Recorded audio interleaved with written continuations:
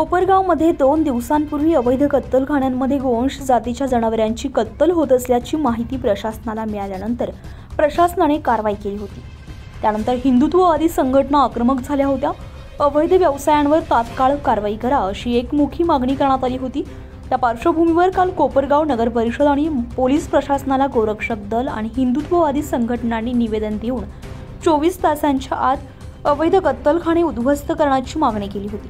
त्याची गंभीर दखल कोपरगाव नगर परिषद आणि पोलीस प्रशासनाने घेतली आहे। त्यानंतर आज गुरुवार दिनांक 20 जून रोजी कोपरगाव शहरातील आयशा कॉलनी परिसरातील अवैध कत्तलखान्यांवर कडक मोठ्या पोलीस बंदोबस्तामध्ये नगरपालिकेने 2 JCB मशीन, 4 ट्रॅक्टर आणि मोठ्या प्रमाणावर कर्मचारी यांना बरोबर घेऊन या परिसरात असलेले पत्रा शेड आणि ज्या ठिकाणी गोमाता ठेवण्यात येत होत्या त्या ठिकाणी असलेल्या वेड्या बाबळी आणि पत्रा शेड काढण्यात आले। यावेळी अतिशीघ्र कृती दलाचे जवान, पोलीस, होमगार्ड यांचा मोठा बंदोबस्त तैनात करण्यात आला होता।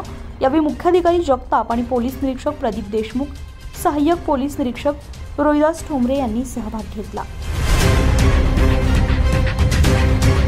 या ठिकाणी सुभाषनगर परिसरामध्ये जे अनाधिकृत पत्र्याचे शेड आहेत, त्या अनाधिकृत पत्र्याच्या शेडवरती नगर परिषदेमार्फत अतिक्रमण निष्कासित करण्याची कार्यवाही सुरू आहे।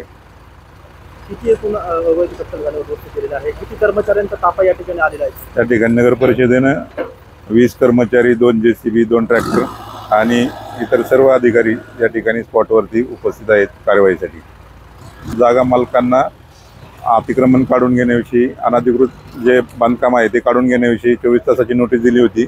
त्यांनी काढून न घेतल्यामुळे आपण अतिक्रमण पथकामार्फत कारवाई सुरू केलेली आहे। उत्तर महाराष्ट्र लाईव्हसाठी किशोर पाटणी, कोपरगाव, शिर्डी।